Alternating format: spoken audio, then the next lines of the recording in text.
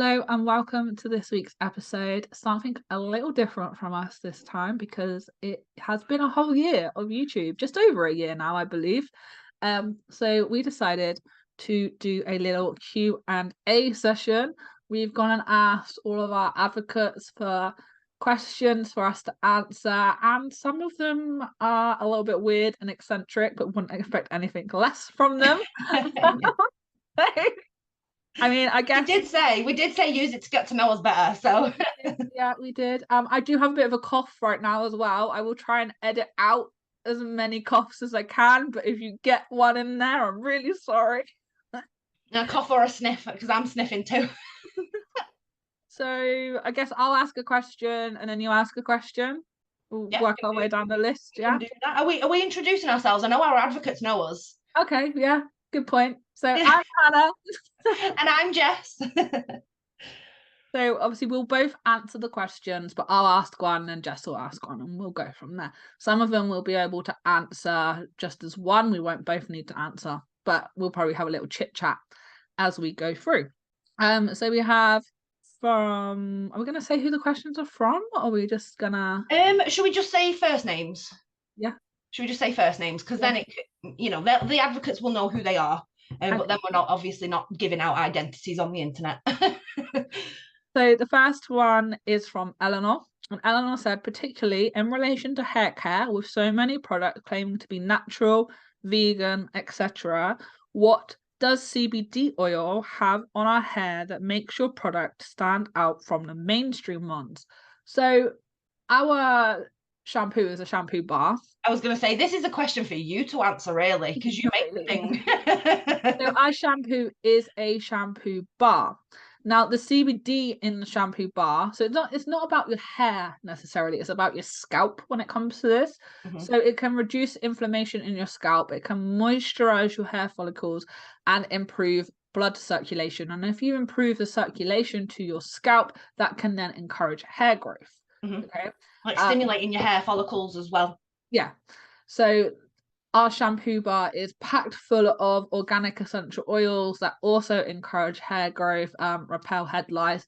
Basically, when I made the shampoo bar, I had this list of oils that I wanted to use in it that had all of these benefits to hair. And I was like, how am I going to pick just a few oils? And I didn't. I just put them all in there and see what happened. And it turned out great. And it smells amazing, right? Yeah, well, 99% of the people that have the shampoo bar are like, oh my god, it smells incredible. I think in the 4 years that I've sold it for now, I've only ever had one person be like, I don't like the smell. Yeah. And I think that's pretty good. That's not bad. Like, considering like when you do stalls and things, it's the smell of the shampoo bar that like lures people over to the stall. I'll be like in the back corner of the hall, and then like someone will walk through the door and be like, I smelt you from the moment I walked in. Like it's the shampoo bar. We've got the table set up at the moment because we're actually recording on a market night live night. So every month we go live and do a market night on our Facebook page. And I just walked through my living room door earlier and got smacked in the face with got smacked in the face by the shampoo bar, the Parma Violet bubble bar, the bath bombs. Let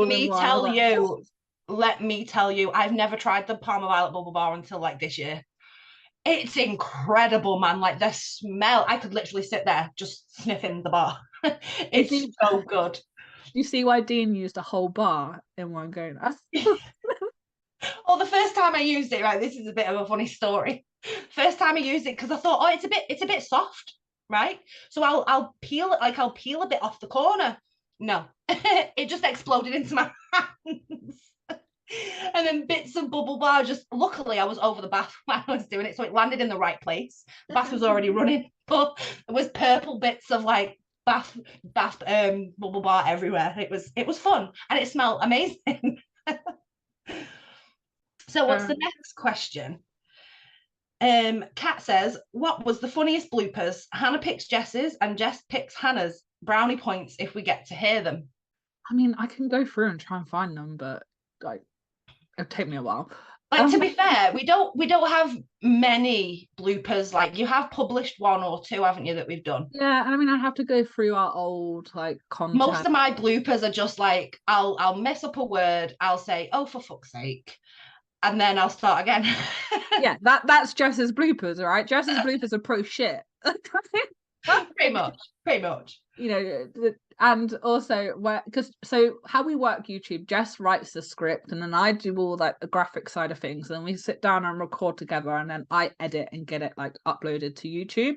So Jess does a lot of like the groundwork for it and like getting it ready to get it out, and then I do like the actual like getting it out, and obviously like we record it together. Mm-hmm. So I feel like Jess has an advantage here because she goes through and reads. I write the thing, right? I write the thing. So I kind of know where it's going to say. I try to make sure that there's words in there that we can actually say, because those do make for some fun bloopers sometimes. And the amount of times we've pulled up Google to be like, how do you pronounce this? Yeah. Google Pronounce is like a savior where the YouTube recording is concerned, I think, definitely. And I mean, my bloopers are incredible because I just can't speak sometimes. She literally has me in stitches. She does have me in stitches. She'll like be mid-flow and then she'll stop and she'll be like, how do I say that word? It's just so funny. And I'll screw myself over as well because I'll jokingly like make up how you pronounce it, like Ayurvedic. I was going to say, tell the people about Ayurvedic. Tell the people. So, this is one of our first videos, and I was like, Ayurvedic, and I was saying it and saying it over again, and I just went, I have a dick, because right when you say that's how Hannah remembers to say Ayurvedic now. And everybody else probably will. I really screw myself over because then I just say the thing that's going through my head. I don't know if it's like my ADHD brain or whatever, you know, like probably I'm just that goes through my head rather than what I actually need to come out of my mouth.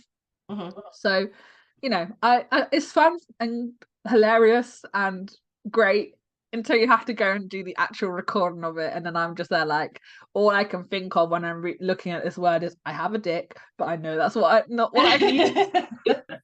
It's remembering to get the brain to make the mouth do what it needs to do, right? Yeah. I've had something earlier like my mind doesn't want a brain, but my brain doesn't mind. I was like, that's me. Yeah. Sounds about right. So we've got another one from Eleanor. We know your passions to what took you to where you are at now, but what are your dreams and goals for the future? What's the big goal and where do you see yourselves and the business? Oof, that's a big question. It is a big question. I mean, the business has grown so much, you know, in the last few years. I mean, if you asked us, sorry to interrupt, but if you'd have asked us this 2 years ago, I don't even know if we'd have said what we are now, because we didn't even anticipate the change that we went through. No, we really didn't. And I mean, like 2 years ago, me and Dean, my partner, were going and looking at warehouses. You know, that's where we were 2 years ago. Now, like I would quite like a little like shop on like a little high street somewhere, you know, nothing like massive. I don't want to be in like one of the massive busy towns. Like I want to be in a little small town with a bit of foot traffic and something that people will actually be like, oh, do you know what? Yeah, I'm going to go over to that town today, and like a little like a community hub, type thing. Yeah, you know, like I would really like that, but I'm not about having this big like high street shop, you know, or this big warehouse anymore. And like that was our goals before, and like that's not for us now. I don't think that's a direction that we go in, because it's not. I mean, what we do is so niche and specific, and we keep it so environmentally friendly. We keep everything natural, and like where does that fit into like the big companies, the big industrial estate? It doesn't really fit in anywhere, does it? You know, it doesn't fit in with like our personal lives now either, you know, like I can't be going out and spending like 9 to 5 at a warehouse. You know, I can't do that. I home educate now. I literally don't have the capability to go and spend that time in the warehouse anymore. And then also, you know, the mileage between us. For those of you that don't know, there's like what 200 miles between 200 us. to 300 miles between me and you, easy. Okay. So she's at one end of the country, I'm at the other, like literally, like opposite ends. So, you know, it would be very hard to share the responsibilities of the stuff that was going on, like in this place as well. Whereas, like, you know, a little high street shop in like my local town would be ideal. Yeah, I could be open a couple hours a day, open some evenings, you know, and just be around when the people were around, kind of thing. Yeah.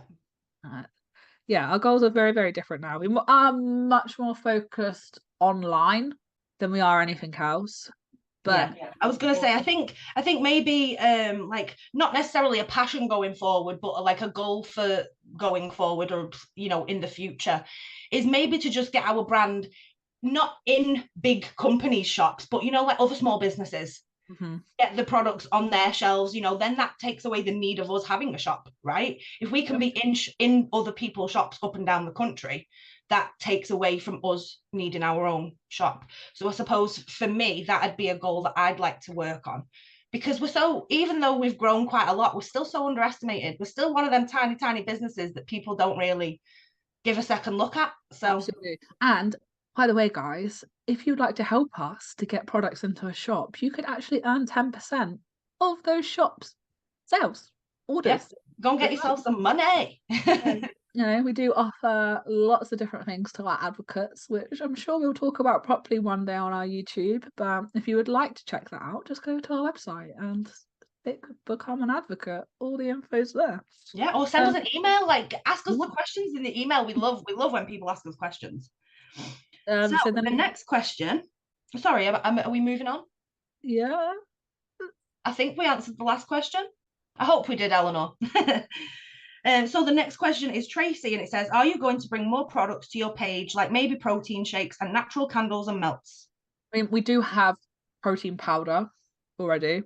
It's a plant-based protein, isn't it? Yeah, plant-based protein powder within our superfoods range, which you can make protein shakes from. Okay. I don't think we would add anything other than what we have right now. It's not a massive seller for us. All of our other superfoods sell a lot more than our protein powder does, which is absolutely fine, you know, but the protein powder's there as an option if someone wants it. I think the thing with the protein powders is there are so many other companies that specialize in like specific proteins for like pre-workout, post-workout, and like we're not a workout company, like that's not our speciality. But obviously, because we are like environmentally friendly and we stock the Your Super superfoods, that the plant protein seemed like a good add-on, because obviously it's vegan, it's something that gets protein in your system, and it's really, really easy to use because it's just a powder that you can whack in milk, water, add your fruit, add anything you want. It's completely customizable to what you like and how you like it. So yeah, I don't think there's going to be more proteins, because I don't know enough about it to be able to guide somebody like, this is the best one for you, this is the best one for you. So yeah, and I mean, we've got the protein powder, right? And then we've also got the energy bomb superfood powder, which can be used as a pre-workout. So you know, we have got things that do cover those aspects for people if they want them. It's just they kind of have to be knowledgeable on what they're looking for to come and get it, you know, and you know, they are great for vegans because they're all plant-based. Yes, they're all natural. The superfoods are just incredible. The brand that we use is incredible. It's got great ethics. There's no fillers, no junk, no nothing in their powders. It's literally just the ingredients that you see on the tub. It's just not our target audience either. No, so no, it's not what we're passionate about. Health. We're not passionate about fitness. If that makes sense. I mean, I am on a journey lately, but I mean, even I'm not doing the whole protein pre-workouts, post-workouts. I'm just trying to be healthier for now. I'm still learning. It's a journey. I was saying to somebody last night, like, weight loss can feel so like lonely and isolating sometimes, just because like it's difficult online sometimes, isn't it? Because I'm quite a shy person. I'm not the type to do a video of me hooping. Like, it terrifies me to death. Maybe one day I will, but it terrifies me. And like, I'm learning as I go, you know, what's healthy to eat, you know, the days that I should be eating carbs, the days that I shouldn't, and it's just a minefield. So for us to learn that for our job as well, it's just a lot. It's not our target audience, and nobody's ever really come to us and asked for fitness advice or health. No. I mean, health, yes, but not where the fitness route is concerned. And that's why I say, like, for me, it does feel particularly lonely sometimes. Um, but what about candles and wax melts? I mean, I think there's just so many companies out there that do candles and wax melts That already. specialize in candles and wax melts, right? Yeah, like why would we need to? There's some great companies out there that already do it. Just because it's a good product doesn't necessarily mean that we have to go down that route Yeah. when it would be, putting in this whole new range into the business. I think we're pretty settled on like the ranges that we have now. And candles and wax melts isn't really one of them that we're looking to add. So No, because we'd tell you to go and support another small business. We'd yeah, just tell you to go and support another small business there's if you wanted to. so many people out there making candles and wax melts to try and earn some extra income. Just go and support one of those guys. Yeah, we don't need to take their business away from them. This one's quite funny because what is your best childhood memory? And all I can think back to is all the traumatic times. Like being 2.5, 3 years old and being locked out in the garden by the old grumpy man that lived in the block of flats and not being able to get back inside and feeling like I was out there for hours. Well, it wasn't. I was Well, out that there for doesn't sound 12 like a very good childhood memory, does it? I remember getting stuck in my rocking horse because it had like this basket thing around it to like hold you in. And I was too big for it and I got in it and I couldn't get out. And my dad had to come home from work early and break it to get me out. Great childhood memory. I mean, my early childhood was very good. It was my teenage years. That part of my childhood was quite horrific and traumatic. But one of my best memories, and it's like a core memory. It's something that I'll never forget. And people, you may know Rick Astley. Everyone knows about being Rick rolled, right? So if you've ever been Rick rolled before, you'll know who Rick Astley is. Hannah's like, no, I ain't got a clue. I've got some educating to do to Hannah after we've recorded this. But one of my core favorite memories is having the Rick Astley song "Never Gonna Give You Up" on a video, and me and my mum would dance around to Rick Astley. It's like it's one of my favorite songs to this day. I want it played at my wedding, and yeah, that's there you go. That's one of my favorite childhood memories, because I don't remember a lot. Childhood's fuzzy up there because obviously it's overtaken by a lot of the shit that happened. But yeah, that's one of my core childhood memories, is the Rick Astley "Never Gonna Give You Up." Most of my like happy childhood memories are with my godfather, who had daughters like the same age as me, and literally I'd spend like all summer there. We would like dye our hair with food coloring and just like bake cakes from the chickens, because they had chickens in the garden, so we'd like go and get all the eggs and just bake loads of cakes. Yeah. Just do loads of random stuff all the time. And like he's complete and utter stoner as well. Like that's the only time that I was ever like around cannabis as a child, because my parents are very like against it. And I'm like, think back now and I'm just like, geez, like you had such an impact on my life without me even knowing about it. Yeah, like I loved growing up in the 90s. Sometimes I wish we could go back to the 90s, because it was playing outside all day and night. You only went home when you were hungry, that type of thing. You were bike riding, you were playing with mud and sticks, and I just love growing up in the 90s. So, next question is, if you came into big money, big in capital letters, so I think she means big money, what would you do? Buy an island. That's the antisocial person in Hannah speaking. Come to my island. But I would buy, like, I would love to live in a woodland, but you actually legally can't live in a woodland in the UK. So I'd buy, like, I wouldn't go and buy a tropical island. Okay, I'd go and buy like an island with woodland. Okay, I get you. That kind of island. It's just when everyone says island, everyone thinks like I'm one of those man-made tropical islands like in I Dubai. don't don't want that shit. Like, don't want that. I want to live in a woodland, and I want to have a community, a self-sustaining community that lives in a woodland. Mm-hmm. My Yeah. islands. Yeah, and I'd also go with that, to be fair. Also, I like, if I had big money, one of the first things that I'd do, first thing, like before anything else, I'd refurb me, I'd get my mum's house refurbed, sorted, done up, so that she never had to spend another penny on it, so it was done and She's done. coming to the island, mate. Well, I know she is, but she needs to sell the house first. But that's one thing that I'd do, is my mum's house, and then I'd buy a brand new van for me and David to get out. Literally, can't think of anything else to come to your island. Just travel around the island. What is your biggest? Sorry, I was just about to say, we're not really materialistic people, so we don't want like the flashy cars and the Rolex and the mansions. We want to live in a mud hut on an island. Literally my life. Oh my god. What is your biggest achievement to date? Ooh. I mean, this is a tough question. I mean, for someone like me, it's incredibly hard. Like, I'm a Libra. I can't make a decision to save my life. And my automatic response would be, oh, well, I've not really achieved much. But then if I sat and thought about it, I'd be like, holy hell, I actually have achieved quite a lot. But right off the cuff, I'd say my biggest achievement is what we have achieved with the business. I've never built anything like this. I've never put that much effort into anything else in my life than what we put into this business. So for me personally, that is my biggest achievement. The business is an incredible achievement. Incredible. Mm-hmm. My personal biggest achievement is undoing all of the programming that I was brought up in. Heck yes. You know, all of that absolute bullshit. Just rewiring your brain, basically. Yeah.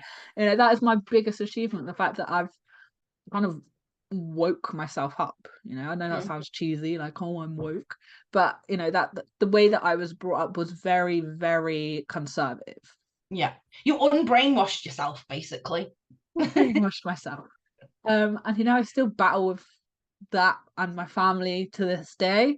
Very, very different to my family. My mum will say to me, like, where did you come from? Yeah, you're not my child. Like, how did I birth you? Very, very different. And I feel like me and Dean have kind of gone through that journey together as well.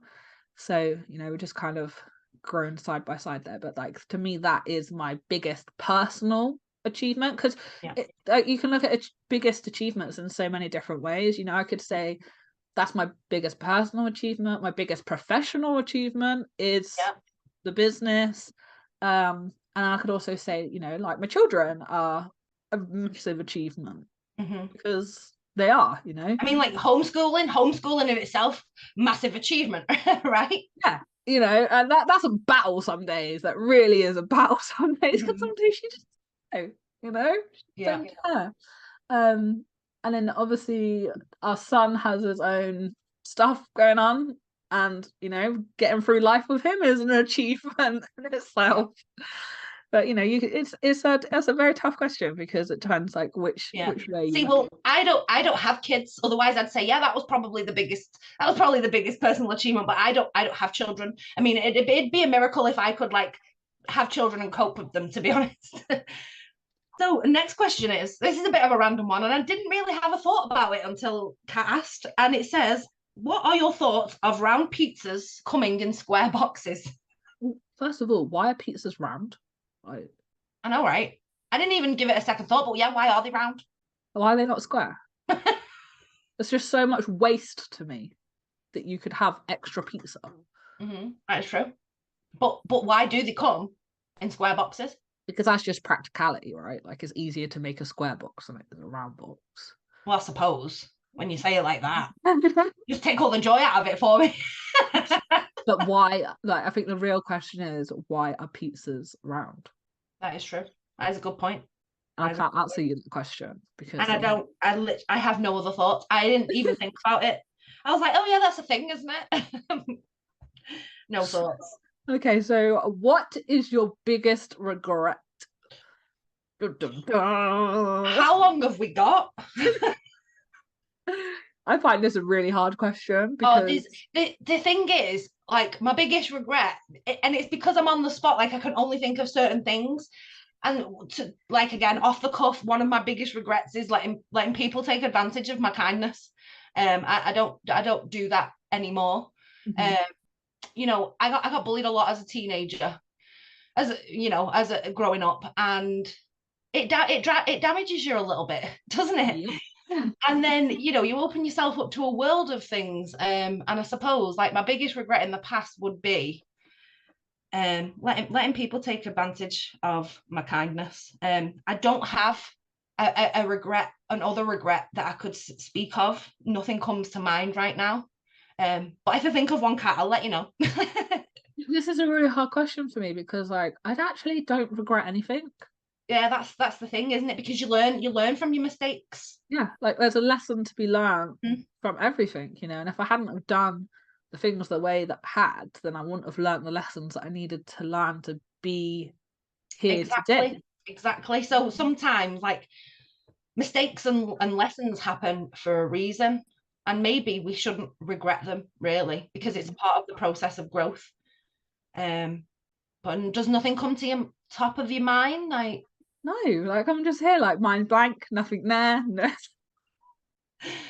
biggest regret, I shouldn't have bought them pair of Crocs, like anything like Yeah. that. My biggest Not that I have okay. anything against My, Crocs. my most recent biggest regret is trusting my mum to buy me a decent pair of slippers for Christmas and not just taking the money from her. So I asked her, she's got a £50 budget for each of the children, right? Cool, great, cracking. And I was like, Mum, can you please get me a decent pair of slippers? Because I've got fucked up feet Mhm. and I just destroy shoes and slippers because I've got flat feet and the way that I walk. I was like, can you please get me a decent pair of slippers that have got like hard soles that are like booties, Mhm. but not the crap that you buy in the supermarket because I will destroy them in Yeah, like 2 weeks. I have no rubber bottoms that are just fabric. So what she do? She goes and takes it upon herself to buy the supermarket slippers, but then just top it up with like pajamas and hot water bottle and blah blah blah. Which is great. Grateful that I got all those little extra things as well, but I still then had to go and buy myself some slippers 2 weeks later When because you I could have had destroyed like a them. decent £50 pair of slippers that would have lasted you, right? Yeah, exactly. So that is my most regrettable thing that's happened in the last like what 4 months. Okay, like that don't Yeah. don't trust your So parents to buy what you want to buy. Just take the money and buy it yourself. I could say that about my mum too, really. Like, not to diss our parents in this episode, but like I'll tell you this just for an example. So obviously healthy eating and all that. I said to my mum the other week because she was going shopping. You see, it's not that I'm lazy and that I refuse to go myself. I wasn't making my mum go shopping. This was her shopping day, because what she does. And she's like, "Do you want anything?" I was like, "Yes, please. I'll have a salad bowl, but only the ones with like the ham and the egg or the potatoes. I don't want none with the grated carrot or the pasta." Said, so if they've not got any of the ones that I've asked for, don't get any at all. Right? So then she comes home with this big box of like leafy greens, and there's not a scrap of iceberg lettuce in there. And there was, out of this whole box, it was like a kilo of salad, there was one slice of pepper. Just one slice of pepper. I was like, what is this? This doesn't even constitute as a salad. This is fit for nobody. This is fit for like the turtle, the tortoise, or a rabbit. Like, what am I supposed to do with this? I know it sounds super ungrateful, but even my mum was like, ew, that doesn't look like a good salad, does it? I was like, no, it does not. She's still right So anyway. I should have just took it upon myself to go and buy my own salad. Okay, so what's the next question? Oh, the next one is a good one. Is it your turn to ask or is it my turn to ask? I think it's your turn. Okay, so name the top 3 people that have influenced your life the most and why. Oh my god, I should have prepared for this question. I have one person, and it's my auntie. Okay, so it's my dad's sister, and she didn't have a very good start in life as such. There's this theory that she has a different dad to the rest of the kids. And when my nan and granddad split up, she was the only child that my nan took with her. And my nan like ran away to London. And then my auntie actually got pregnant at 15, had child like really young, got mixed up with like bad people, got some bad habits, and had some pretty awful relationships. And then as she's grown older, she obviously she met someone different that she's been with him for years. I think I went to their wedding when I was 4 years old. So I'm 28 now. So they've been together at least 14 years, married 14 years, but 24 years, yeah. 24 years. 4 years. So I always remember him being around. I don't remember a time without him, and the life that they have built together, and the way that she's turned everything around from what she was handed, the hand she was given to what she has now. So she has a beautiful house. She goes on holiday all the time. She wants for nothing. She just lives a great life. If she wants something, she has it because she's got the money just to, And it's not that I want to have that materialistic life like they do, but just the way that that they were handed all the stuff, and they were given the shit cards, a shit hand, to deal with, and then where they are now, it's holy crap, you don't have to be born into money and brought up in money to have that outcome at the end of your life, because that's something that was drilled into me as a child. You'll never be rich because you weren't born rich. And that's not even it's such a shame, because that's why so many people have such a bad money mindset, because of the environment that they were raised in. So it's they're born believing that they'll never be rich and they'll never have money and they'll never be successful. And that's a lot of the programming that we kind of have to undo, rewire, and kind of unfuck along the way, right? And it's a process, it's a journey. Absolutely. And you'll see me talk about her now and then, when it's her birthday and things like that. You'll see me do a little post and about how much she inspires me and things like that. And I don't think she even comprehends how different her life is now compared to where she could have been. Because you don't when it's yourself, right? You just don't. You're just oh yeah, whatever, I know she's got a disabled child as well. He's had so she's got 3 boys, 2 of them are little shits, and one's disabled. And he's had stuff go on throughout his entire life. He's had cancer multiple times, he's autistic, he's blind in one eye, partially blind in the other, partially deaf, and she's had to deal with that as well.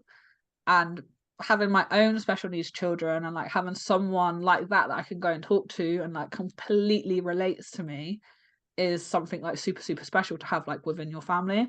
Funny thing is as well, I've just been diagnosed with Ehlers-Danlos syndrome. She has Ehlers-Danlos syndrome as well. Oh, okay. So you're more so are you your auntie's child? I maybe possibly could be. No, yeah. Your mother doesn't know where you came from. It's quite funny because I've spoken to her about the witchy side of things before as well, and she's been oh, I'm quite interested in it, but she's of that generation where it's still a bit taboo. Yeah. But she's so many people have said to me, that I've got this side of me where, clairvoyant side to her. And if she was a witch, then she would be a hedge witch, because she feeds the badgers and the foxes and the birds, everything, she's got rats. She won't kill them. She won't get rid of them. She'll keep them. She'll feed them. They'll be her pets in the garden. She's so funny. It's to be fair, it's a difficult one for me, because my life is so different now in my 30s than it was in my 20s and so on. I mean, it is for a lot of people, but I can't think really if I've been influenced by anybody. The only person that I can think that kind of influenced my life into how it is now, it would be Hannah. Aww. It would be you, because I met you online just before you set up Hannahbiss, right? Yeah. And I was I need to know this girl, I need to know this girl, and this girl needs to know me. And because what I could see you were doing is everything that I wanted to do. It's just I was trying to do it on my own and I didn't know how, and that's how we ended up here now today, right?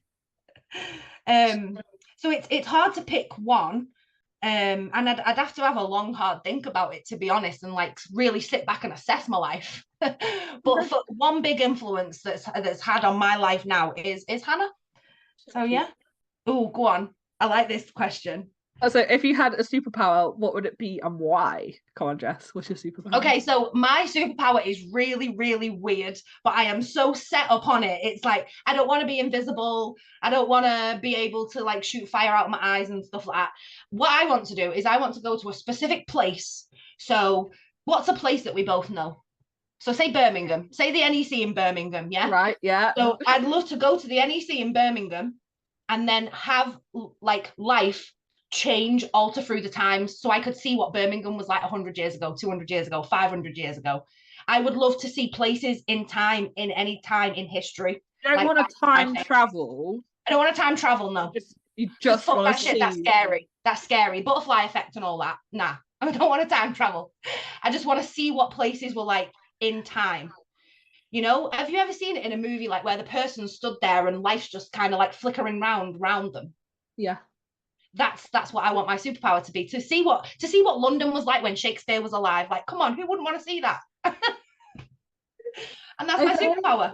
Okay, like told you it was weird and random, but I'm set on it. Like, that's what I'd love to do. I'd love that to be my superpower. I'm trying to record YouTube, you know. Don't fucking sound like it. Is he just where I just sat having a chat? We're doing a Q&A, Dean. He's just shuffling around all the boxes. You just wait for him to get out and stop making so much noise. Yeah, that I've always, for years and years, I've always loved to be able to do it. I don't know why, like, I don't want to be invisible and all that shit. Because think about it, right? If you're invisible and you go and rob a bank, they're going to see the suitcase of money, aren't they? They're not going to see you, but they're going to see a floating suitcase of money. Not if you've got an invisible suitcase too, and you have the power to turn things invisible. All I do is be invisible, go into the bank, wait for it to shut, and you rob it from the inside. Doesn't matter if I see the bags, I'm not going to see you. Hey, done. All right, goodbye. Toodles. So yeah, a bit of a weird superpower, that one. A little bit, yeah, a little bit. For me, to read people's minds, because it makes my life so much easier. Oh, see, like, do you know the movie, like, What Women Want? And he can involuntarily read people's minds, right? Do you want to be able to tune it in and tune it out, like? Yeah, I don't. Or just hear everything. Do you know how much goes on in this head, like by itself? Anyway, could you imagine? Can you imagine if I couldn't turn it off? Like, geez, I'd be in a mental institution somewhere with a straitjacket. Like, legit. I mean, like, that's what I mean. That'd be a good power to have in certain situations. But imagine being able to read people's thoughts that hate you. That wouldn't be healthy. Yeah, that's fine. Whatever. I was like, I'll take it. Meanwhile, I'm like, no, please don't hate me. I can't be liked by everyone at the end of the day. That's something that I'm learning. Like, yeah, it's a process. You can't please everybody. Not everybody's gonna like you. It's just that's the way of the world, right? We're not programmed to like everybody and accept everybody, unfortunately. But yeah, that's a good superpower. That I respect. I'm intrigued by yours. I told you it was a weird one, but I'm weird, so what do you expect? So Kat asks, if you could remove one colour in the whole world, what would it be and why? See, I can't. Like, I just can't remove a colour, Kat. Like, I was going to say, this question, like, this is the one question that stuck in my mind. Over every other question, I was like, how am I going to answer this question? Even over the pizza question. Over the pizza question, over the superpower question, over them all. Because I was like, I don't know. At first, I was like, brown. I don't like brown. But then I was like, no, that's the colour of Mother Nature, Earth. Like, but then I was thinking like brown, like a brown jumper or a brown trousers. Like, I wouldn't want to wear brown, but the colour brown is relevant. So I mean, every colour has its place. Like, I couldn't just take one out. I did think about it, and I was like, could I cheat and be like black, white, because they're not colours? Yeah, but then we need black and white. We need black and white, right? Yeah, like, I could not take away a colour. Like, you asked me what my favourite colour is, and I'm like, I don't know, rainbow. Like, all of them. When I was younger, my favourite colour was black and pink. That was it. Yeah, you ain't swaying me from black and pink. That's it. But as I've got older, I've got this new appreciation for the colour green. all shades of green. Now, teenage me and 20-year-old Jess, like, never would think about the color green, but I've got green eyes. So it's like, oh, 30-year-old Jess might embrace the color green. Like, I just can't get rid of any, even if ones that I think, oh, that wouldn't look nice as a t-shirt or a pair of pants. Like, we're not thinking about clothing here, we're thinking about colors. Yeah, just colors in general. Just colors. So It's they we can't do it. We can't remove one. We refuse. So what are your guilty pleasures? Could be any form of food to music to TV shows. So both me and Jess like zombie stuff. Okay, so like we both love a zombie program. Zombies, but guilty pleasure. my own like guilty pleasure away from that is it's a little bit sad, but watching Mrs. Hinch and Stacey Solomon stories on Instagram. I don't know why. That'd be classed as a guilty pleasure. That would be classed. I don't know, what guilty pleasures do I have? I would have said secret eating. Secret eating used to be a guilty pleasure, but I don't do that anymore. I kind of get my kicks out of like, my guilty pleasure of mine is like going and sitting in the bath for like 2 hours with some sploofs and a good scroll on TikTok. And I just find the most weirdest random videos. Like, a guilty pleasure of mine is finding the weirdos on the internet and like being like, they're my people. That's got to be it's got to be a guilty pleasure of mine. I spend at least once a week doing it. So like, yeah, that's a guilty pleasure. Other than zombies, and like, I love Game of Thrones too. Anything like Hannah, like Vikings. Yes, I love Vikings. And like, I think that's like, I used to love like it's gonna sound really weird. I used to love World War II. I didn't love World War II. I used to love learning about it at school, right? And like the Tudors and Henry VIII and all that, like just history. I just love history. So if you can show me something that's like, wow, even though Game of Thrones is kind of mythical with the dragons and all that, it's still kind of history-like. So yeah, I suppose that's my guilty pleasures. Alex said, would you rather be a vampire or a werewolf? Vampire. I think I'd go vampire too. I did this. Werewolf just looks painful. Yeah, that's the thing. It does look painful like when you first start to transition, but then as you like, the longer you're a werewolf, the easier it is to switch, right? Maybe, I don't know. Then like, are you only a werewolf on a full moon, like some of the folklore says? You know, like I'd rather be a vampire than be a vampire all the time. See, now I will admit, like, I'm thinking like, ooh, Twilight. Because I'm thinking Vampire Diary. Well, yeah, but because that feature, because Tyler was a werewolf, wasn't he? Anyway, we are digressing here. Sorry about this. But if you're thinking of like Twilight, for example, like the werewolf is a living being, so you are still human. I'm dead inside anyway. So whereas the dead inside. I was gonna say, whereas the vampire is like dead and cold. Like, I'd love to be a vampire, but I'd also like to be a warm, alive werewolf. But I think ultimately I would go for vampire, eternal wife and all that. There's no I want to suck your blood. Why not? Absolutely no like question that for me. It's just vampire. Yeah.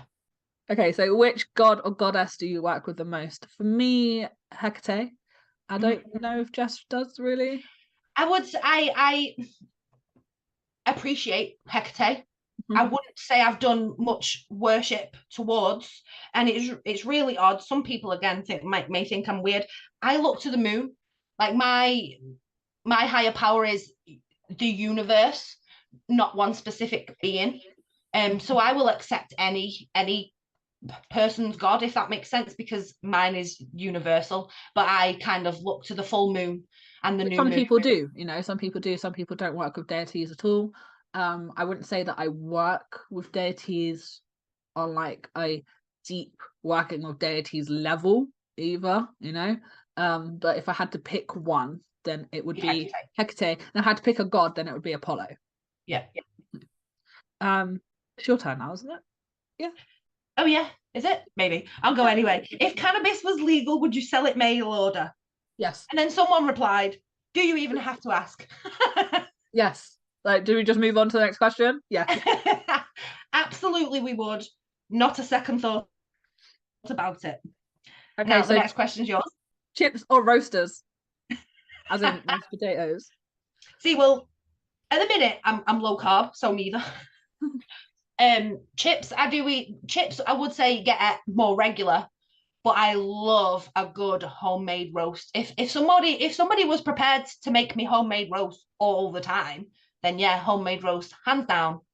Just don't try and give me any frozen alternative. I eat chips more because they're just more convenient, right? But if you put a bowl of chips, let's make it fancy, right? If you put a bowl of like cheesy chips and mint yogurt sauce in front of me, and then a bowl of homemade roast potatoes and gravy in front of me, I'm going for the roast potatoes. Heck yeah. As much as I love cheesy chips, I'm going for the roast potatoes. I'll probably eat the cheesy chips after, but roast potatoes. We're agreed. It's unanimous.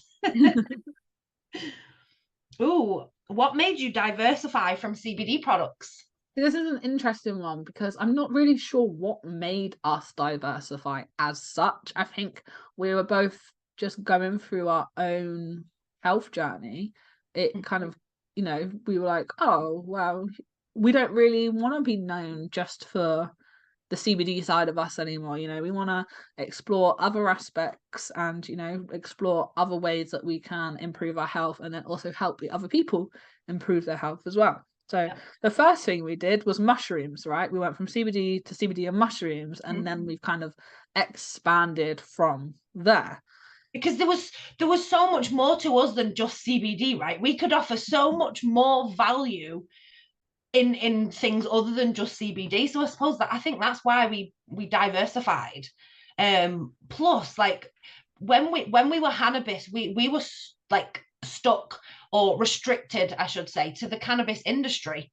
And it's not always the best place to be. It's not a very supportive industry, if I'm being brutally honest, and it can be quite competitive, bitchy, just all the things that you'd think of a certain industry being, to be fair. And we thought, like I say, we thought we had so much more to offer than just being a CBD company, because there was so much more to me and Hannah than just CBD and what we knew about it.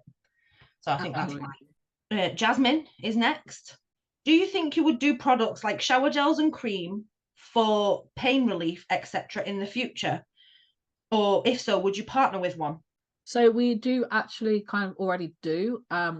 We've got the whipped soaps that can be used as a shower gel. They're hemp-based whipped soaps. They don't contain CBD, they do contain hemp. And that is a partnership product. And we've recently released the Raven Balm, which is a CBD and arnica balm, which again is a partnership product, but that is a pain relief cream balm. We've also then got the body/massage CBD oils too, which can be used as a pain relief oil. Shouldn't say that really, but CBD is not pain relief, guys. Don't listen to me. Hashtag disclaimer. So we do actually already have these products available. And please, if you want some more information about them, then go and check out the website. That's there in the shop. What I will say about like the shower gels and creams, like what the products that we have are very similar, that can be used in the same way as a shower gel and a cream would. It's just the problem with shower gels and creams is they have to be made with water. And anything that you put forward to sell needs to be cosmetic tested. It needs to be uploaded to the portal. It needs to be legal to sell. And making products with water in the ingredients is not a cheap process. And a lot of the time, I will say not all of the time, but a lot of the time, shower gels and creams that contain water will also contain preservatives, just so that water doesn't go funky in the product. And we don't like to use preservatives. We only use like natural products. So, I mean, if we did come across one that was like, oh my God, this is amazing, it's natural, it's made by a small business, and maybe in the future, but not right. We're not looking to expand into anything like that because we already stock those kinds of products. Absolutely. Your turn? Is it? Yep. I thought it was your turn. I'll just read all the questions. Okay, a question from Alex. What's the biggest lesson you've learned since starting the Strange Apothecary? I mean, do we do just from doing the Strange Apothecary, or do we dial it right back to the very start of business? See, because there's been a lot of lessons, hasn't there? Yeah. But that comes with any business. That comes with any business that starts and then grows. And I mean, how many years? We're coming up to 4 years officially, aren't we? Yeah, so we registered as a company in January 2019. We officially launched in June 2019. So in 3 months' time, because we're recording this on the 16th of March 2023. So in literally just under 3 months' time, on the 14th of June, we will be 4 years old. And in that time, lots of lessons. I mean, that's a little bit scary to think about, really, 4 years. So, wow. I mean, that is, some businesses don't even last that long, right? Some businesses don't even see 4 years. I mean, for me, my biggest lesson is goals change. Yeah. You know? And if you are working towards something and something happens and that takes you away from that goal, then just know that that's what was meant to happen, because your long-term goals are just gonna change to something else anyway. Yeah, because as you grow as a person, the things that you want as a person like can change, especially when you're going from like, because I mean, we're kind of young still, right? Kind of. I'd say I was like, I don't know about you. Thanks, Hannah. I'm young at heart, and that's all that matters, right? No, but we're still kind of young, so it's really hard to say. And I'm sure there's plenty more lessons to learn in business as time goes by. Oh yes. A lesson, hold on, what's the question again? Biggest lesson. I wouldn't say it's the biggest lesson, but I'd say a lesson is that you no matter how hard you try, you can't please everybody.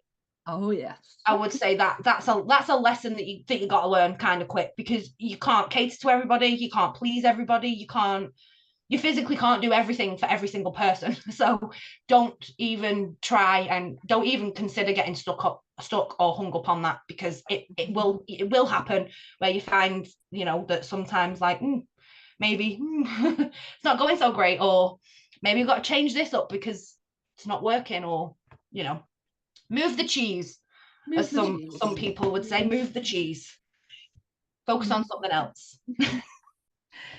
So what's the next one? What's the most surprising lesson you've learned since starting The Strange Apothecary? And this is from Alex also. Alex coming at us with the hard-hitting questions, man. I know, right? Surprising lesson. Ooh. We might have to earmark this one and then like come back to it. I don't really know. Like, I mean, I can say the cliche, like, don't rely on the people you think you can rely on, because doesn't always work out. And sometimes you just can't. But yeah, if you were starting the business from scratch today, what would you do differently? Oh, that's a good question. Also by Alex. But yeah, Alex. I'm sorry, Alex, you've stumped me on the last one, because there's so many lessons. Let's just put it that way. Yeah. But yeah, if you were starting the business from scratch today, what would you do differently? What would we do differently? I mean, I think for me, we would diversify our products from the start. Yeah, and being the umbrella from the very beginning. Yeah. But go like you said, we were Hannabis for 2 years, right? Yes, we were. And so things drastically changed from when we started to when we rebranded. 3 years, I think, actually, we were Hannabis for. If it's 4 years this year, then it's 3 years. Oh God! So there you go then. So it was even longer. And in hindsight, yes, you would do it from the very beginning, but we didn't even know that that's what we wanted at the very beginning. No, I mean, we were both already involved in the CBD industry, so it was the avenue we went down, right? Like that. That was it. So yeah, because it was what we knew, and we were like, yeah, like we can do this. Yeah. Why not? So yeah, that's what we'd do differently. We'd just be TSA from the very beginning. And then the next question is also from Alex, and she says, "Are you happy?" I'm happy. I'm happy too. I'm pretty content in my life. I can work when I need to work, when I want to work. There's no pressure to like do things. I have a great relationship. I have 2 amazing children.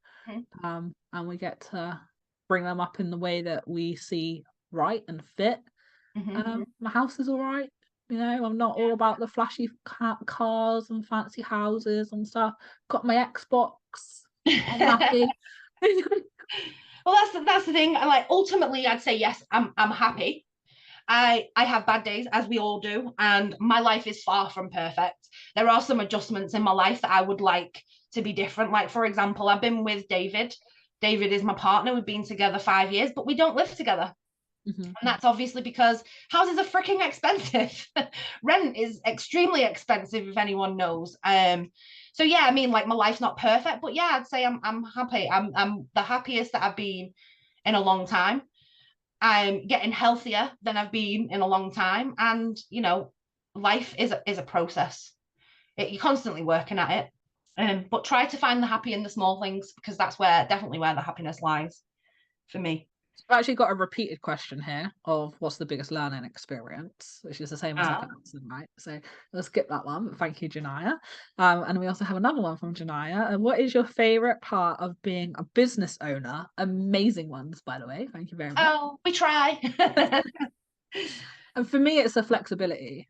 You know, so my son's school went on strike for 2 days this week, but they didn't tell us till Monday. Handy. And then he was off school on Wednesday and Thursday. So, you know, if I had a normal job, then I'm going to be panicking trying to find childcare. With him having the special needs that he does as well, like, he can't just go to anyone for childcare either. You know, they have to know him and he has to know them, and, you know, he has to trust them and be able to communicate with them, because otherwise it's not going to work. I am pretty lucky in life in general that I do have people that I can just like ring up and be like, I need help, you know, I need some childcare, I'm desperate, you're not doing anything, so help me out. But you know, because I have the business and like I'm a business owner and everything, I don't have to worry about that stuff. You know, he's just dossed with us for the last 2 days, and he helped me set up the table today. I was going to say, he sometimes comes in handy though, doesn't he, when he's off school, because you put him to work.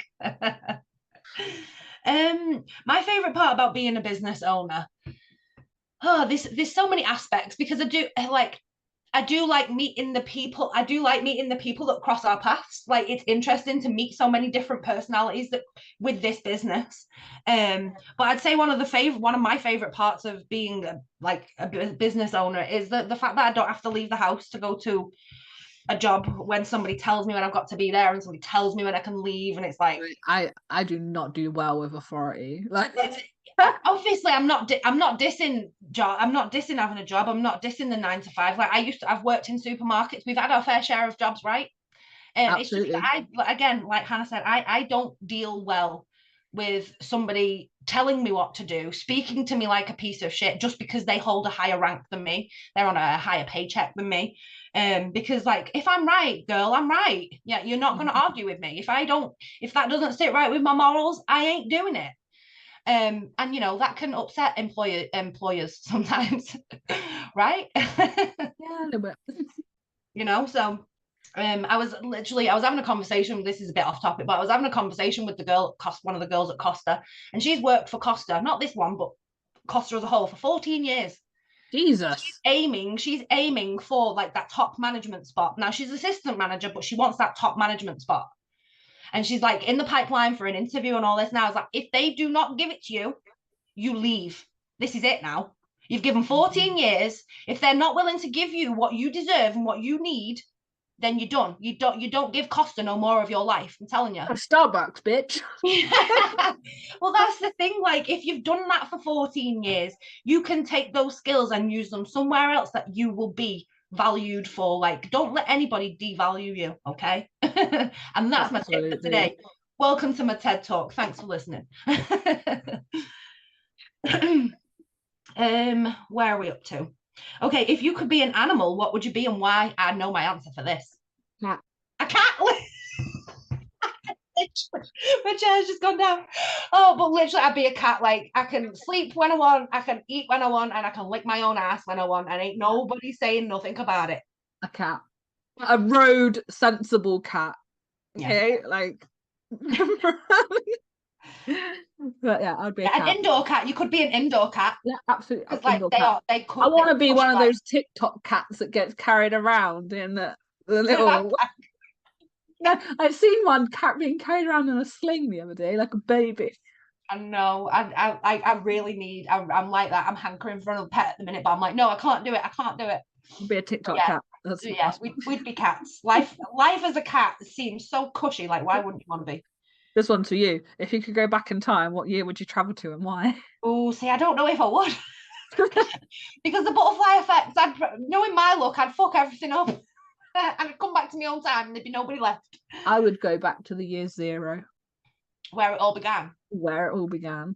That is where I'd be at. But I'd go so far back, like so far back, before kings and before people were beheaded, like the time of the Mayans, you know, when they looked to the skies, and that's where they got the wisdom from. Yeah. And like, I'd go way, way back. Same. Like, I want to go back to like when it all began, you know, and get the truth. Get the truth. Yeah. And be the truth. Be the truth. Run the truth. Who is your favorite author? Now we spoke about this one briefly before we press record, didn't we? I don't have one really. Like, it's a tough one.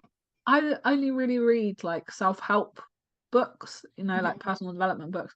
And there's not like that one person that I kind of follow through that either. So it's not like someone releases a book and I'm like, oh, I gotta get it because it's like by that author. Yeah.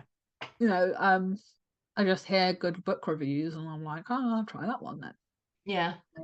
I don't particularly read many books that aren't like, what is it, fact and fiction.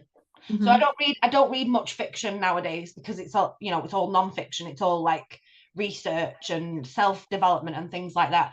But if I did have a favorite fiction character, not a favorite fiction character, a favorite fiction author, he's no longer with us anymore, and it's Sir Terry Pratchett. He was a fantastic author, wrote hundreds of books over his lifetime, just fantasy novels. It's incredible. Witches, wizards, golems, the lot. I suppose I do like Stephen King. Yeah. But you wouldn't be like, oh, Stephen King's released a new book, gotta get it. Like, it's not. I'll just wait until it's been made into a movie and I'm watching it. It's having, like, I find reading it's super relaxing, but it's super time consuming. And because I do a lot of reading for work, I don't get to do a lot of reading for pleasure. I mean, I do sometimes. I'll read a chapter here and a chapter there, but you know, it's not like die hard reading anymore. What did my bloopers? What would you sing at karaoke night? Never Gonna Give You Up by Rick Astley. And that's purely because I wouldn't do karaoke at all. Avril Lavigne, Skater Boy, because it's the only song that I know all the words to. You gotta know all words. But yeah, I mean, I have never. I'm probably lying actually. I think I've done karaoke once, and it was the worst experience of my life. I was incredibly drunk, and I was still incredibly terrible. But I don't like being center stage. I don't like people, you know, I don't like being center of attention. I don't like all eyes on me. Like if we were to do a retreat and it was like me, you and our advocates, then yeah, I'd probably get on karaoke and I'd sing anything you wanted me to. I'm like a performing monkey really. But if I had a choice, I'd be like, no, I'm just going to sit and watch everybody else do karaoke. I'll sing along with you. I'm going to hold you to that. Okay. I'll be hosting the karaoke night, peeps. What does your dream life look like? I mean, that's a tough one, right? Because similar to what it is now. Yeah. But with a bit more money, and that's not so like it's not to buy materialistic things. It's just to be able to live like comfortably, not worry about your bills, not worry about how much your shopping's gonna cost, and not worrying about having like, have I got enough money for petrol? Like, you know, my life now, you know, but with my house being picked up and put on a bit more land somewhere. Yeah. Because I really don't want to pack all my shit up and have to move it, because that's just effort, you know. And if we could like have a little bit more land, then I'd build an extension and move things into an extension. But to actually physically pack my whole house up. See, that's the thing. I like the idea. I used to love moving house until it came to the time of moving house. You know, I like going around looking at all, like I love looking at other people's houses, or do you know, show homes, like new builds. take me to them because I just love. I'm nosy. You see, I think I've just been traumatized. Like the last 2 times I've moved house, I've been like 8 months pregnant. Oh, yeah, so not the best time. Not the best time to be moving house, then, really. No, really not. You've got a very good track record, have you, for moving house? Not my fault. When we got a house. But yeah, my dream life is my life now. Just like Jess says, with that little bit extra financial security and having that bit more space. Because running a house, having a business, and 2 children inside a 3-bedroom house is not it. Yeah, no, like I'd like going back to like the island thing and like living on land and stuff. Like, I'd love if me and David aren't going to have children, then we're going to have doggies instead. So I do see a future with like 10 dogs on the horizon. So we'd need some land for that. But yeah, I'm quite happy with the way life is. Certain things would be changed and a bit more financial security. But I mean, I think a lot of people would feel like their life was better if they had a little bit more financial security. Right? We are in the middle of a cost of living crisis. So yeah, I think everyone. I think everyone is a bit relatable. What motivates you the most? I mean, this is some cheese, okay, but my kids, like we want something that we can hand off to our children and for them to have something that like has been built ready for them.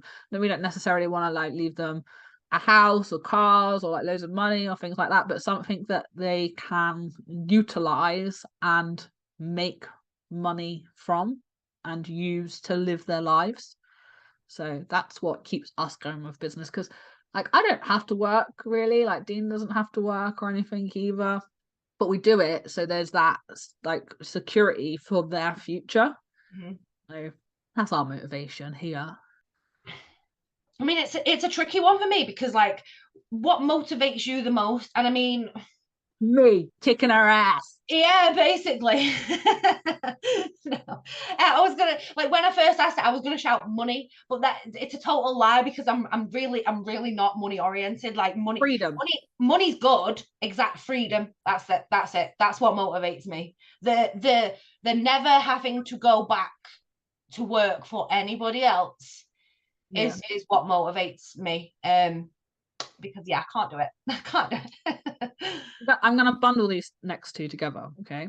So what would be your perfect spell, and have you ever hexed someone? Now I don't really know what my perfect spell would be as such.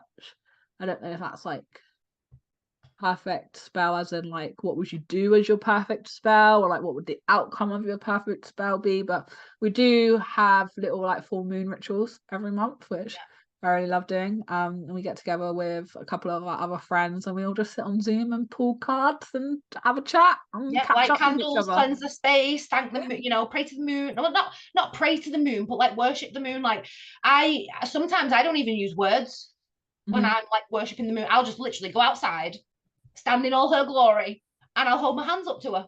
Oh yeah, and it's nice just all that light, especially on like that's a full moon. So you soak in the light on a full moon. Obviously, with the new moon, you can't really see it much.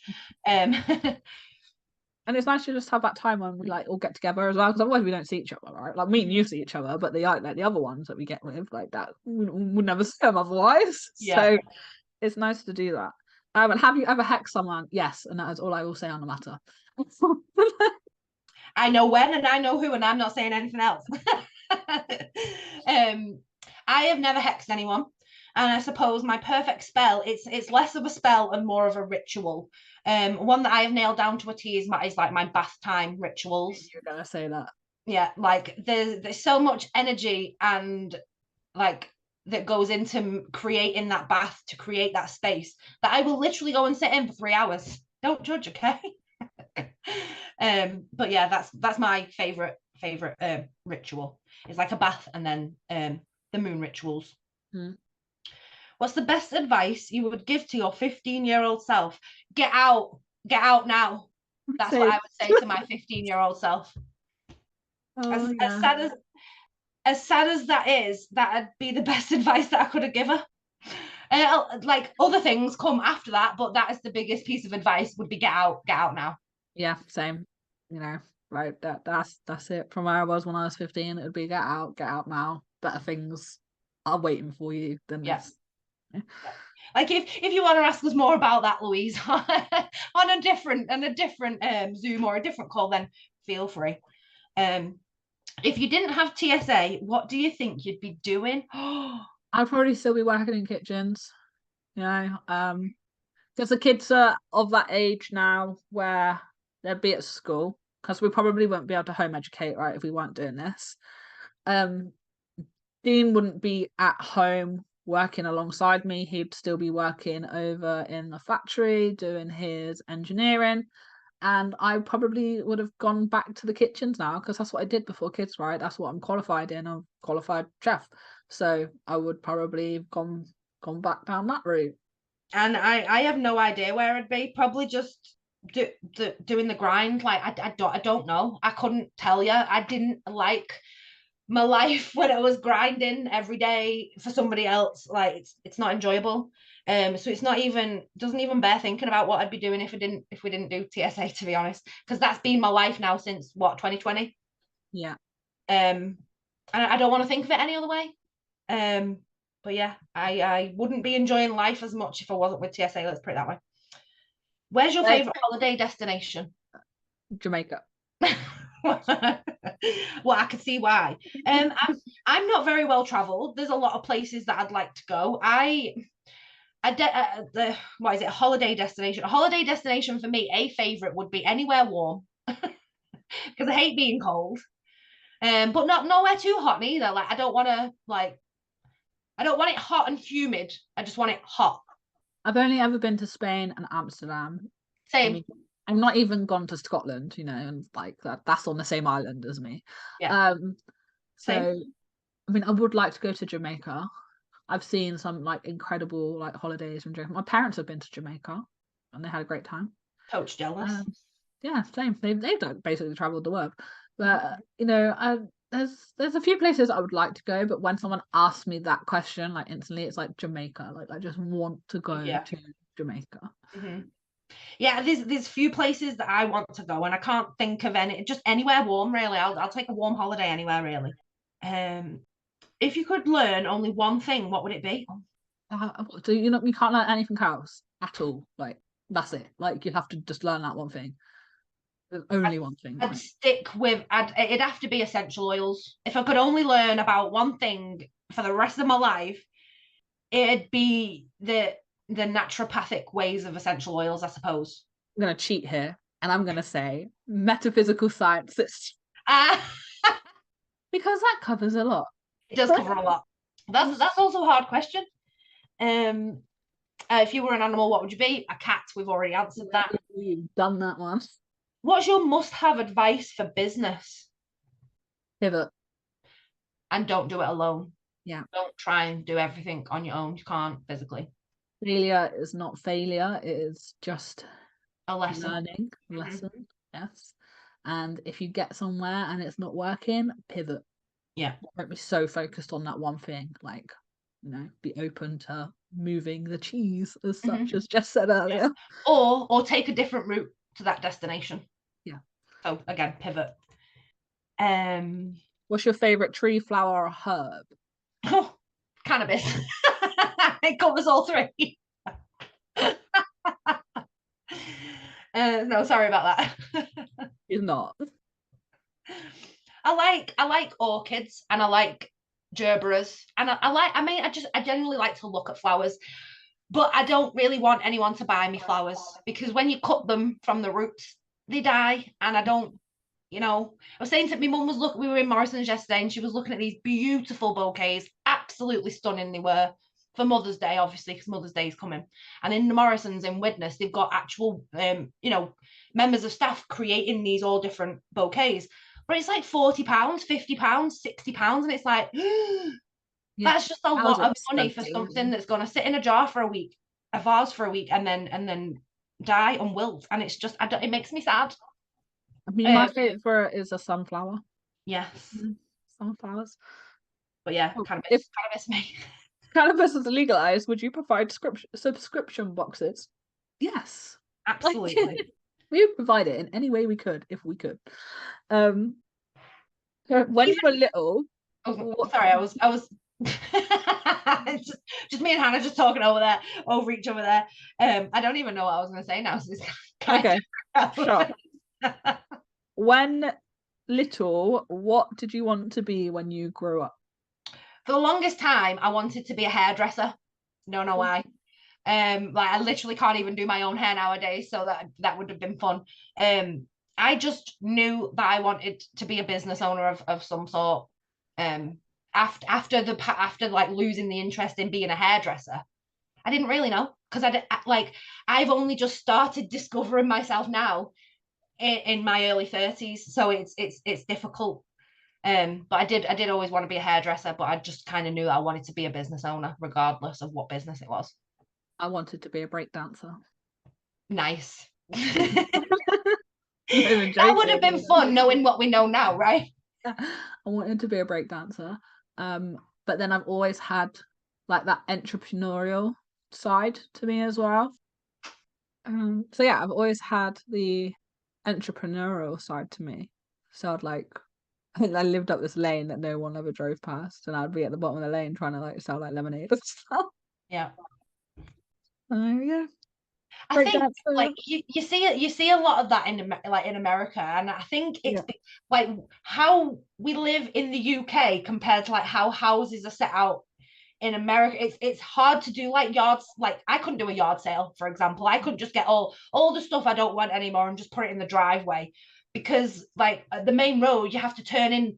We're a cul-de-sac for a start, and everyone's got like their own gardens, and it's like you wouldn't see that I had stuff for sale. So it's like I think the way it was set out in the UK is a lot different, because you do see a lot of that in America, don't you? Like young kids setting up lemonade stands, and I think it's amazing. I think it's so cool. You know, and I would have loved to have been able to do something like that as a kid, but I just didn't. I didn't live in the area for it, for one. Same. If you were granted one wish, what would it be? Oh God, that's a tough one, isn't it? This is going to be super cliche, but it'd be like there's kind of two wishes, but like world peace and human decency. Just be nice to people, man. Just be nice. I would like to speak to aliens. And what's the crack? What's going on? Yeah, is it better out there? Is it better out there than it is here? Is there another habitable planet? Can you tell me like what's the truth here? You know, because no one will tell us.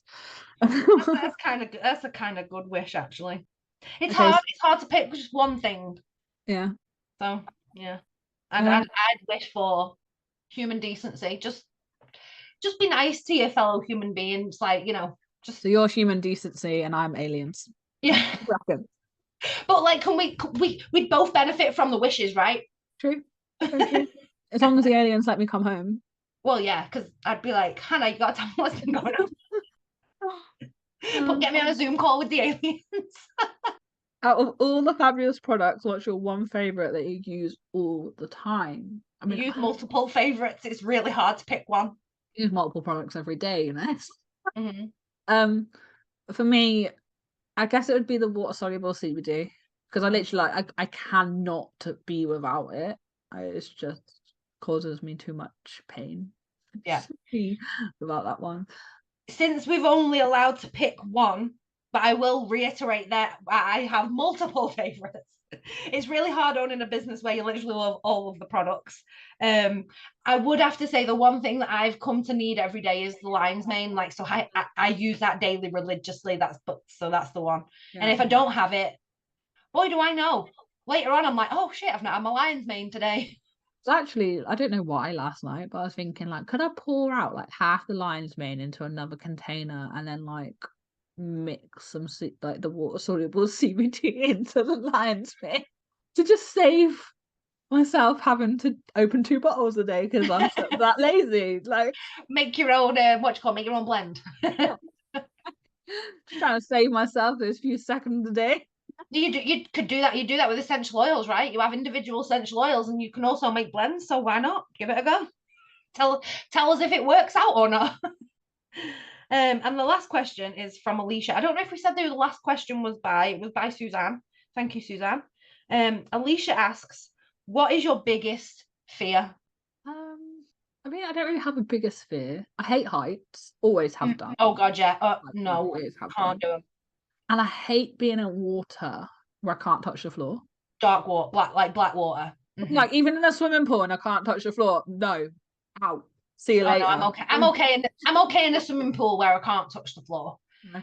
But I have this irrational fear of drowning. So I like if someone said, here is a $500,000 cruise, all paid for, there you go, have a lovely month, I'd be like, no, thank you. Oh, I'd be fine. I'd No. be fine with that. But one, I don't like what cruises do to the environment and they should be banned permanently, but that's just my stance on it. Sorry if anyone likes cruises. I've never been on a cruise, so I don't know what I'm missing out on, but I just don't like the thought of them. But I can't be out on a boat in the middle of the ocean. Not me, I can't do it. If I'm on something and in deep water, I'm fine. But put me in the deep end of a swimming pool where I can't touch the floor and I'm out of there. She's freaking out, man. But no, like, yeah, I'd say, okay, I was trying to think of another biggest fear. Like I also have an irrational fear of death. Like I don't want to die. I don't want my, I think a lot of people can feel like that. But at the end of the day, I've got to get to grips with that death happens. It's something that happens, but it still like frightens the life out of me. And I think it's the fear of loss more than the fear of death, if that makes sense. But if I had to say one, it'd be absolutely no to being on a boat. So I think like Dean doesn't do well with death, but I think I have like a different mindset about it to most other people. And to me, like it's not the end, it's just the end of that journey. We don't know what happens after death. And I heard something that I think kind of helps to like process the death side of things as well. And it's when you lose someone and like you're sad and you're crying and you're very like you can be hysterical, right? You're not crying for them. You're not crying because they're gone or anything like that. You're crying for yourself. Yeah. You're crying because of what you've lost. Like, because a lot of people be like, oh, it's so sad for them, blah, blah, blah. But you don't know what's happening with them right now, like what's happening with their spirit, their soul, or whatever. Like, obviously know what's happening with their physical body. But we can't officially say, like, we know scientific fact what happens after death. So my belief is that, and I am really sorry if this upsets anybody or triggers anybody. We probably should have put a warning at the beginning, but I didn't know we'd end up talking about this and going this deep, if I'm being honest. But yeah, I think it's just it is the fear of the loss of what you lose, and I think why it's hard for me is because of, like my dad died when I was young, and like that was like my granddad passed away when I was 11, but then I lost my dad at 16. And like that hit me way worse than like losing my granddad. And my granddad was like the first family member. Yeah. But it was also kind of like 11 where you don't really understand like what's just happened, and you're only just really absorbing it as a child, right? But yeah, I'd say losing my dad at 16 definitely like not had a knock-on effect of me growing up, and I've just got to unwind some things there, because I traumatize yourself. I do believe that the body is just a shell, and that our soul, spirit, whatever you'd like to call it, is still out there. I like to call it a meat sack. Meat sack. But yeah, I think it's more the fear of loss as opposed to fear of death. But yeah, also no to boat trips and cruises. I don't like open water. I'm fine with being on something. Just don't put me in it. Like if I'm on something on the water, I'm fine. Like I could be in a swimming pool in like a rubber ring and not being able to touch the floor. Fine. Take that. No. Okay. And that's our last question. Yeah. So... Yeah, I mean, I hope it's been insightful and fun. I mean, it's a hell of an episode, I'll tell you that. It's definitely the longest on our channel. And if people stick with us to the end, it will definitely get our watch hours up, which will be a big help considering our other videos like 3 minutes long. Yeah, see, we really like screw ourselves there, right? Because our videos are so like short, snappy, and like to the point that we don't get much watch hours, even though like people watch them, you know? It's going to take a while to get to that 4,000, right? A lot of people. We need a lot of people watching them to. Yeah, I mean, because it's not an ultimate goal of ours to get like YouTube monetized. It's not why we started YouTube. It wasn't the point. But it'd be amazing if we could hit that threshold of 1,000 subscribers, 4,000 watch hours. I mean, we'd only ever have an advert at the beginning and the end of the video, and there wouldn't be one in the middle. We could tell you that. I have thought about like maybe switching it up a little bit of how we do YouTube and doing more cattier ones. Obviously still having our script and all of our information there, but also, you know, talking about our personal opinions on things as well. Which we do that because we always run through it before we record, right? Yeah. So we'll do that. We just don't record that part, right? Yeah, we'll have our chatty episode about it and then we'll just record it. So I think we should take that chattiness and put it into our videos going forwards. It just brings a different aspect to it, and you know, it's more like personalized then as well. And people do say when we're just sat having a conversation with each other that like we could just listen to you two just bounce off each other for hours. So prove it and listen to this video. Well, we've got unlimited stuff that we could talk about, right? So but yeah, that's gonna be us like tied up now. Like we're done all our questions. If you have any other questions, feel free to ask them in the comments. We will reply. Pop them in the comments, send us an email if you're an advocate. Like some of the advocates wanted us to answer any unanswered questions at our next group Zoom. There are no unanswered questions, guys. We did them all. There is one.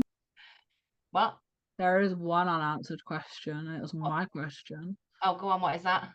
How long is your big toe? Kind of not that long. It's just an average big toe. Average big toe. You know what? Some people like, and I'm not dissing them, but some people have feet where the toes are like fingers, right? Proper long.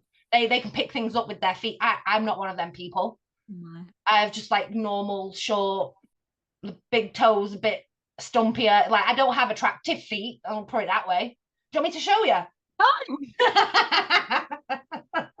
Keep your foot. No, I wouldn't do that to you anyway. I don't really like looking at feet. I don't think anyone would be paying me foot pics anytime soon. Put it that way. Right. You don't know what people are into. Maybe. But yeah, thank you for joining us on today's episode. We hope you learned something new about us. Please like, subscribe, and ding the bell.